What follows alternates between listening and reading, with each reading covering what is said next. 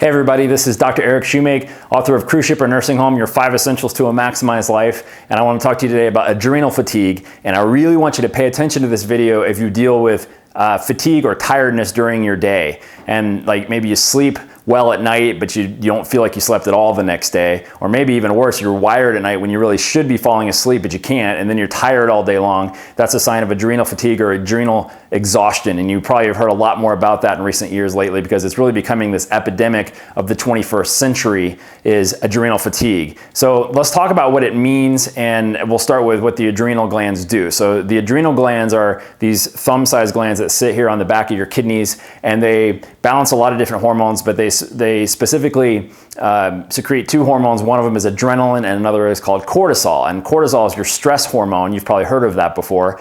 Too much cortisol can make you gain weight around the midsection, around the rear end, and it's all the places you don't want to gain weight, and that's what cortisol does. But cortisol isn't a bad thing. It's a necessary hormone in your body, and it has to do with what's called the stress response or fight or flight.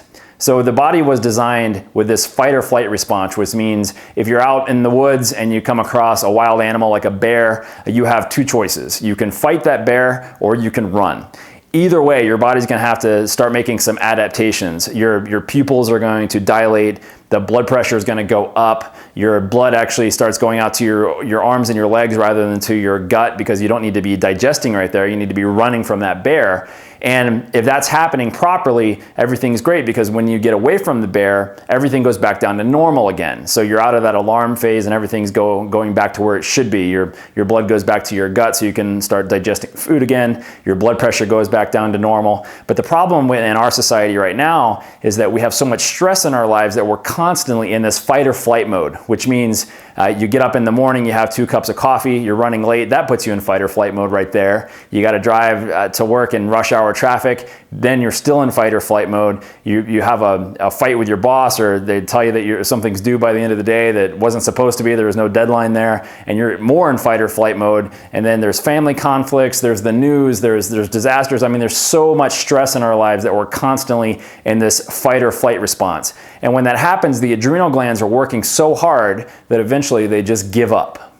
They just stop. So it's like if you're riding a horse and you whip the horse enough, eventually it's going to stop responding to the whip. Well, that's the same exact thing that happens to your adrenal glands. And as a result of that, here's the symptoms that you get. You're tired all the time. And I mean really fatigued to where you start to have brain fog. You don't remember things the way you used to.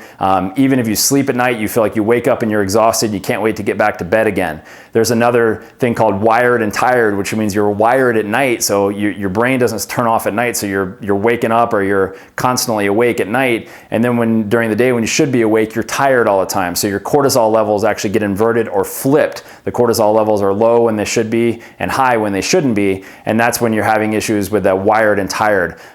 Problems bouncing back from illness is another really big one. So you get a sinus infection or a cold or something like that, and it just wipes you out for a month. That's another sign of adrenal fatigue. And the last one would be craving sweets or craving salty foods as well. So if you're having any of those problems, you may indeed have adrenal fatigue. And there's actually 4 phases of adrenal fatigue, or we actually call it 4 faces of adrenal fatigue, that I'm going to walk you through next week on our video, because coming up at the end of this month on June 29th, we're going to be doing a whole workshop called Oh My Adrenals in our office, and we're going to walk you through how to correct these problems. But next week you'll be able to see are you one of the 4 phases of the adrenal fatigue, and what phase might you be in and what can you do about it. I'll talk about that next week. But I just want to give you a couple simple tips today that you can use to start taking care of your adrenals. So if you are dealing with fatigue or lethargy or not bouncing back or not really just being into life as much as you were before, there's a couple things that you can do. The first thing, and you might not like to hear it, but it's decrease the amount of caffeine that you're getting. And I know there's a lot of Starbucks lovers out there, but you really want to decrease the caffeine. Specifically, they say that the adrenals really get affected after you've had 2 cups of coffee. So you can have a cup of coffee, it's not that big a deal during a day, but if you're having 2, 3, 4 cups of coffee, that's going to be a big deal. So instead of using coffee, what I always recommend to my patients is you start drinking tea instead. Black tea is a great example. Green tea is another really good example. You want to use organic teas as much as possible, but black and green tea still have caffeine, but they have the naturally occurring alkali of caffeine, so it doesn't wire you nearly as much, but you still get that little lift that you want. So start doing tea instead of coffee sometimes. And then the second thing is just de-stressing your body, and the best way I can tell you to do that is get up in the morning and do your quiet time.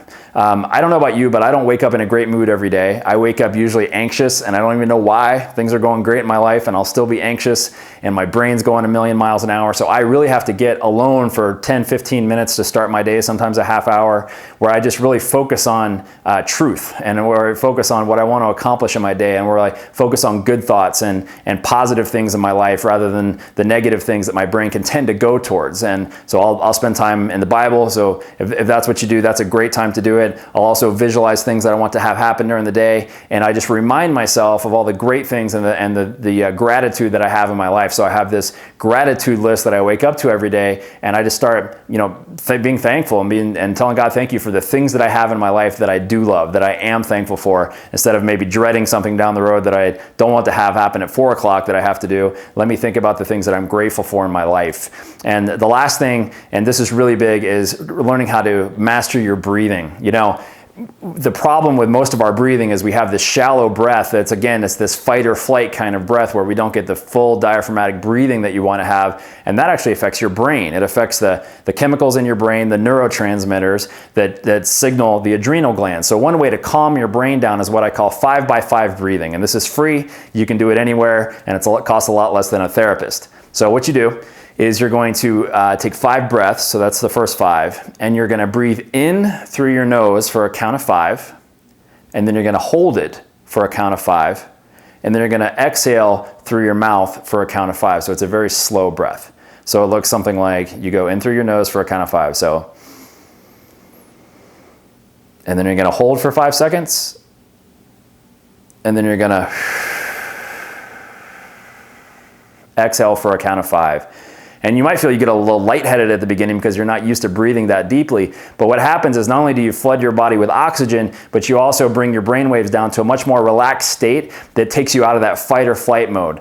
Start doing things for yourself like breathing those 5x5 breaths throughout the day. Decrease the coffee that you're using. Start doing tea instead, and you'll notice a huge difference in your adrenals. So in these next videos that I'm going to have coming up, I'm going to teach you the 4 phases of adrenal fatigue, what you can start doing about it, and how you can reclaim your life.